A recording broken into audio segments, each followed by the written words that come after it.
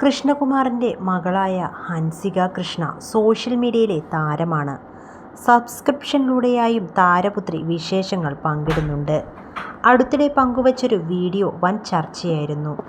ഇതെന്തൊരു അവസ്ഥയാണ്, ഇതൊക്കെയാണോ കാണിക്കുന്നത്? എങ്ങനെയെങ്കിലും കാശുണ്ടാക്കിയാൽ മതി എന്നാണോ? കൂടപ്പിറപ്പുകൾക്കെങ്കിലും തിരുത്തിക്കൂടെ? തുടങ്ങി നിരവധി ചോദ്യങ്ങളായിരുന്നു ഉയർന്നു വന്നത്. രൂക്ഷമായ വിമർശനങ്ങളും ഉയർന്നിരുന്നു. വിവാദമായതോടെ ഹൻസിക വീഡിയോ ഡിലീറ്റ് ചെയ്യുകയായിരുന്നു.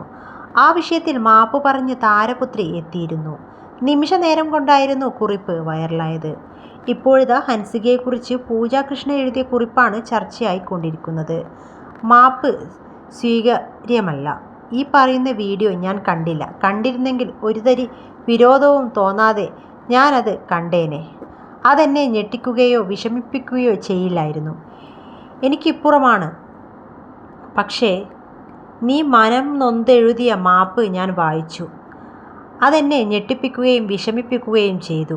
എന്തുകൊണ്ടെന്നാൽ നിന്നെപ്പോലെ ഇത്രയും ബോൾഡായ, ഇത്രയും ഫാമിലി സപ്പോർട്ടുള്ള ഒരു കുട്ടിയെക്കൊണ്ട് മാപ്പ് എഴുതിപ്പിക്കണമെങ്കിൽ ഈ സമൂഹത്തിൻ്റെ ഇടപെടൽ എത്രതരം താണതായിരിക്കണം.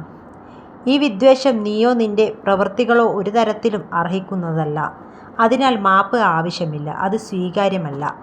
നാലായി കീറി ഞാനത് മടക്കി അയക്കുന്നു എന്നായിരുന്നു കുറിപ്പ്. പോസ്റ്റിന് താഴെ സ്നേഹമറിയിച്ച് ഹൻസികയും എത്തിയിരുന്നു. താരപുത്രിയെ അനുകൂലിച്ചും രൂക്ഷമായി വിമർശിച്ചുമായിരുന്നു പ്രതികരണങ്ങൾ. അവർ ചെയ്തതിൽ എന്താണ് തെറ്റ്? പൈസ ഡൊണേറ്റ് ചെയ്യാൻ അവർ തയ്യാറാണെന്ന് പറഞ്ഞല്ലോ. അത് നല്ല കാര്യമാണല്ലോ. തെറ്റാണ് ചെയ്തതെന്ന് മനസ്സിലാക്കിയപ്പോൾ ക്ഷമാപണം നടത്തിയല്ലോ.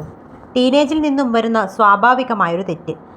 അതിനുശേഷം മാനസികമായി നല്ല സമ്മർദ്ദം അനുഭവിക്കേണ്ടി വന്നു. പക്ഷേ അപ്പോഴും ശക്തിയായി തന്നെ നിന്നു അവർ. സോഷ്യൽ മീഡിയയിലെ നെഗറ്റീവ് കമൻറ്റുകളോട് എങ്ങനെയാണ് പ്രതികരിക്കേണ്ടതെന്ന് അവർ കൃത്യമായി മനസ്സിലാക്കി. ചെയ്തത് തെറ്റാണെന്ന് അവർക്ക് തോന്നി. അവർ മാപ്പ് പറഞ്ഞു. അതവിടെ കഴിഞ്ഞു. അതിനിടയിൽ റീച്ചുണ്ടാക്കാൻ വന്ന നിങ്ങളാരാണ്? സമൂഹത്തോടല്ല, സ്വന്തം മനസാക്ഷിയോട് മാപ്പ് പറഞ്ഞതിന് ശേഷം അനുഭവിക്കുന്ന ഇന്നർ പീസ് തന്നെയാണ് അതിൻ്റെ റിസൾട്ട്. അവർക്ക് അത് കൃത്യമായി മനസ്സിലായി. നിങ്ങൾ എന്തിനാണ് ഈ വിഷയത്തിൽ ഇങ്ങനെ ഇടപെടുന്നതെന്നായിരുന്നു ചിലരുടെ ചോദ്യം.